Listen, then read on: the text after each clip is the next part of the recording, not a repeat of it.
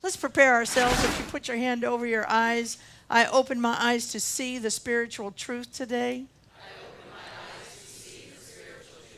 And now your ears, I open my ears to hear the spiritual truth today.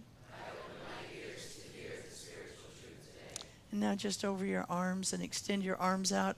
I open my heart to receive the spiritual truth today. The spiritual truth that I'm working with today is that you are not your content. You are your consciousness. You are not your content, which should be great news for those of us who are carrying around a lot of content, a lot of baggage with us, you know. Some of us even use the phrase, the wreckage of my past, you know, and we're just dragging it everywhere we go. We are not that. We are not that. We are not your bills. You're not the last mean-spirited thing that you said to somebody that you wish you could take back. You're not that. You're not their diagnosis. You're not those sleepless nights that sometimes we have because our kids are looking like they're in trouble. They're just not doing life very easily or very well, and we're worried about them. You're not your sleepless nights. You are not your content. You are your consciousness. You're also not your achievement. You're also not your car. You're not your house. You're not your awards. You're not your prestigious university that you graduated from. You are much more than that too. Now, all of those things that we like to attach ourselves with, our labels, minister, doctor, lawyer, creative person, we like to attach, those are great things. And so is the wreckage of your past. Because all of those things, all of the content that you have is purposeful for your soul's growth. But it is not you. It is not you. You are consciousness. You are much more than any content than you've had. Why do we want you to get that clear? Why do we want you to really get at a deep, deep level that you are not your content, but your consciousness? Because once we get it, we know peace. We know a peace that is amazing. A peace that allows us to try new things that used to be scary but aren't anymore, because now we know peace. We know a peace that allows us to welcome goodness into our lives effortlessly because we know it's there. We know peace. That's why, and when we don't understand today's spiritual principle, when we think we are our content, when we think we are our mistakes, we know fear and we know drama. I don't know about you, but there are some times in my life when sometimes I'm just in that state of non-specific fear. Has that ever hit you where you're just kind of feeling a little off, a little fearful?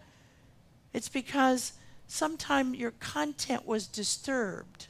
It's coming up and saying, please notice me. I'm going to create a little drama in your life. So maybe you'll notice that I'm here. But don't make no mistake, you are not your content. Well, we're doing a little series. We're in week 2 of what might be a third week series, and it might be the end of the series. I just don't know yet.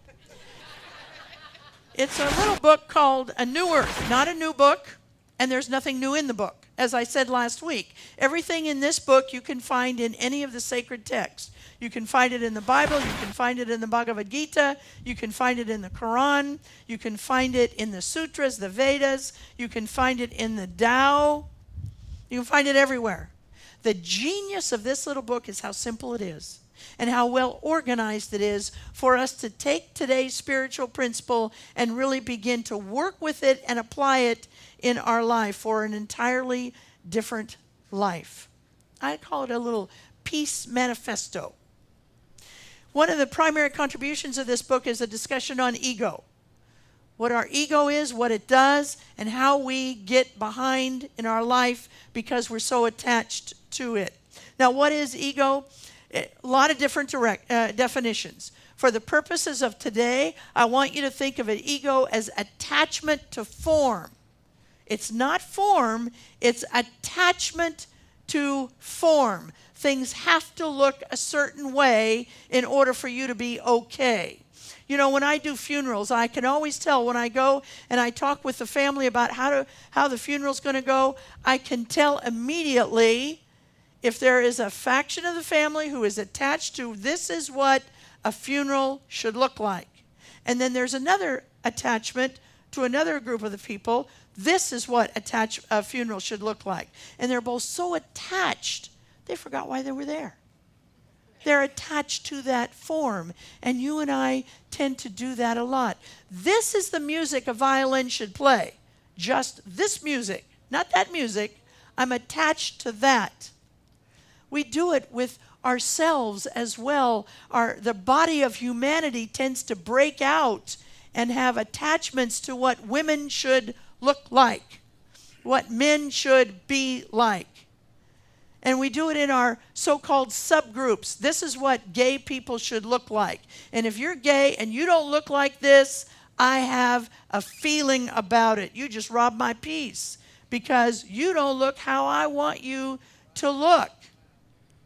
We're doing a whole theater. This church is doing a whole theater on diversity, and I'm so excited to bring it to you in a couple of months. We're just working on it. And one of the things that some of the African American actors are saying is, look, you know what? People expect me to be black in a certain way. And I try and be black in that way. But that's not who I am. But they rob everybody. They rob their peace, and they rob the peace of the person who's trying to be that. This is a very big, deep thing. This notion of our attachment to form in our life. The problem with attachment to form is always transitory. It's always moving along. Women don't look like they looked in the 1950s, so we don't have attachment to that form. But I'm telling you, some people had to do more than just burn a few bras to get to that movement of what women look like. And they're not going to look like they look right now. 20 years from now, women will look totally different. But when we're attached to the form, we're attached to the form of marriage right now. So that leaves a whole group of people out. Why? Because we're attached to it. And when we do that, we try and make people smaller. Well, we know that doesn't work because we're not content. We are consciousness. And when we grab a hold of that, we open up. We open up to a whole new way of life. The problem with attaching ourselves to form is it's always changing. Divorce happens. Pink slips happen. Diagnosis happens. Adult children move to a different state with our grandchildren, and that happens. And then it robs us of our peace because we're attached to form, and then the circle of life begins to kick in. And when the circle of life kicks in, cures happen. We get a new job that's a better job. We fall in love again. We begin to go and visit our grandchildren in that different state, and we're so thrilled to be going to a different place because the circle of life has kicked in and we've stopped being attached to what used to be that form in our lives. Well, when we begin to stop looking out there and begin to start working in here about our attachment, not the form itself, we'll forget about the form, but we begin to look at what's going on inside, what it is that is robbing us of our peace, then we can begin to work on what we need to work on, which is inside of ourselves, to begin to disengage our attachment, our ego attachment. All conditions are transitory. There's not one condition that isn't transitory. All of them are. So it makes no sense for us to be so attached that we slow down the movement of life. And we're not only just talking about, we're talking about all kinds of things. We're not only talking about things and organizations and people, we're also talking about thoughts. If I were to tell you today that somebody stole somebody's car, you would not have an emotional reaction. If I were to tell you today that your car was stolen outside of this parking lot, believe me, you would have an emotional attachment and reaction. See, when we have an attachment, or we connect our emotions to it. And our emotions are just our physical body's reaction to a thought. And so if I were to tell you that your car was stolen, you would begin to do whatever your individualized body of emotion does. You would begin to react to it. Maybe you'd clench your chest. Maybe you'd get an upset stomach. Maybe you'd get a headache. Maybe you'd have to be like me and run to the refrigerator over there and see if there wasn't something in there for myself. Whatever it is, your body would have an emotional reaction to it. And so when we talk about disengaging, we're also talking about disengaging from thoughts, and particularly about memories. Because, you know, when we talk about our content, we're talking about the content that we have from infancy up to right this moment. And it all goes into what Eckhart Tolle calls a pain body. A pain body is just a body that's within you. It's inside of you that you've tucked all your pain in. And you go everywhere you go, you take that pain body with you. For instance, pretend for a moment that this is a pain body. This little bag is a pain body. Okay, it's my pain body. In the pain body, when I was a kid, I didn't get picked for kickball, and it upset me. I felt alone when I was a child. When I was in 3rd grade, I had head lice, and I was sent home, and everybody in the school knew I had head lice because I had to have my head shaved. And my parents still made me go to school. I was betrayed by my best friend. Goes in my pain body. I found out my father was not my father. In my pain body. Uncle Charlie's hands were where they weren't supposed to be when I was 7 years old. Goes in my pain body. My parents wanted a thinner child and a more feminine child than they got. And so every Christmas they would buy a frilly dress one size too small. And then they would make me go try it on and come and show the family. Pain body. Criticized in the 6th grade for a story that I wrote and the other kids read. A coworker stole my idea. I became a drunk, a gutter drunk.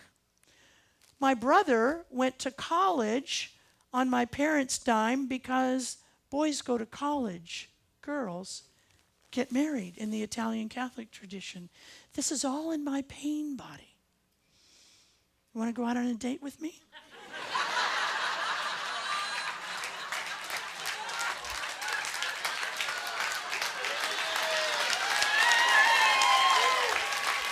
Oh, thank you, baby.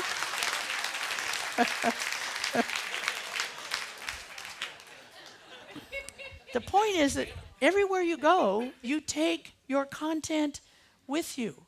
And if we're attached to the content, it bleeds through. So you go to PTA, it goes with you. You go to the movies, it goes with you. You go to the grocery store, it goes with you. Everywhere you go, your pain body goes with you. Unless you're willing to do something to take it away, to empty the sack. And all of us can empty our sacks.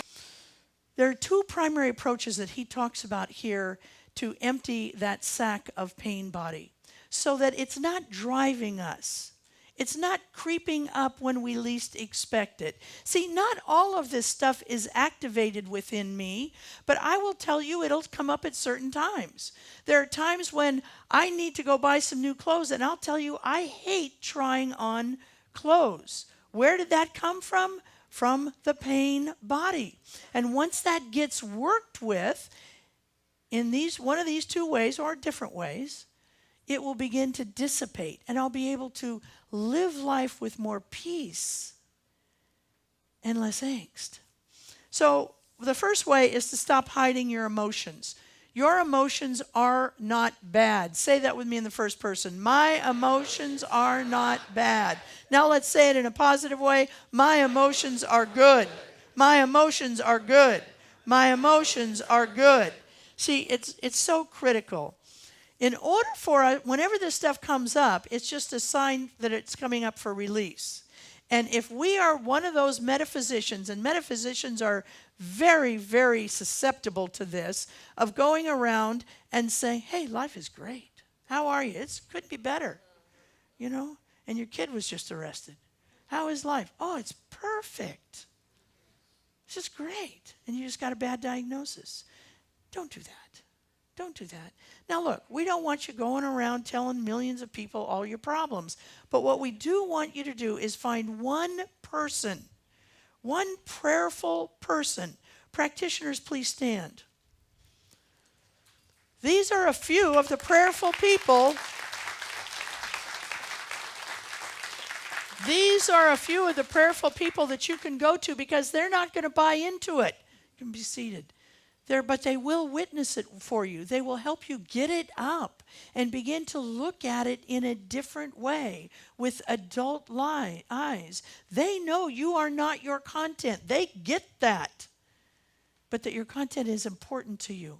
And so we'll get it up and begin to look at it and begin to pray for it. But it's not only practitioners. Maybe you have a best friend that's a prayerful friend. Now, I'm not talking about gathering up a posse. Okay, I'm not talking about going to get a bunch of people to tell your troubles to, but get one prayerful friend who knows, who holds you in truth, which is, I'm not my content. I'm none of that stuff. None of it.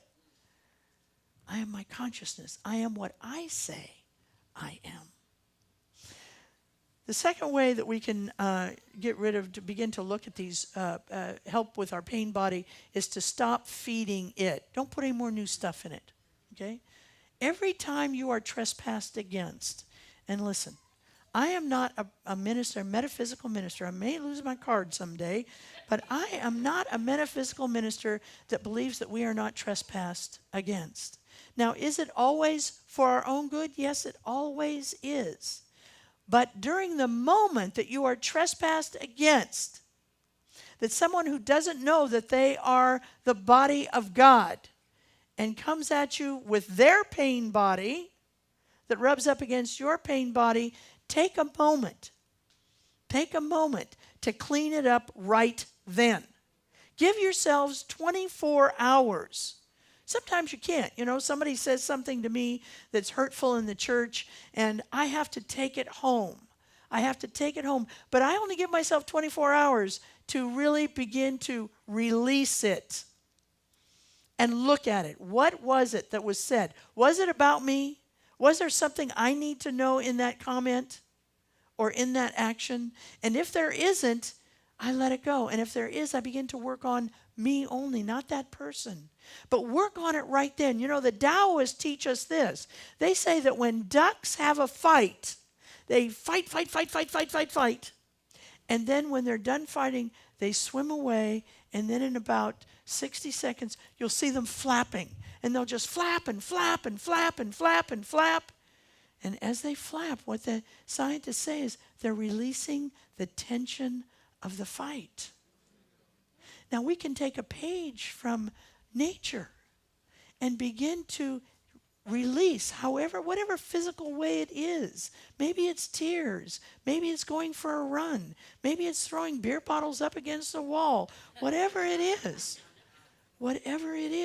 begin to do that. Do your flapping. Now, one of the ways we flap the most here, the hardest here, is through spiritual mind treatment, through prayer. So I hope if you haven't taken foundations, you'll come to foundations, and we'll begin to work on that together. But it's important that right then we begin to release the trespass against us, both personally and as a group of people. If you're in a group of people, I'm going to tell you that the Supreme Court's going to take up the issue of gay marriage in the next while, and when they do, don't fall prey. Do not fall prey to what they... Look, you can have a loving, happy marriage. I'm not saying we shouldn't have equality, but you don't fall prey to whatever they say, because that's out there. And what we want to remember is we're consciousness. We're not content. Not ours or anybody else's. So let's take this message into prayer. Knowing that we are in the mind and the heart and the love of God. There's only one. I'm within that one, as is every single person in this room and on the planet. We are all one. Many different expressions of the one. That true unity is expressed through multiplicity of the one. I give thanks for that. I give thanks for Eckhart Tolle. I give thanks for this concept of understanding what a pain body is within me. It's the little stuff and the big stuff. All of it's in there. I treat it with love and compassion because that's what God treats it with, love and compassion. I give thanks. I release this word into the law, and together we say, and so it is.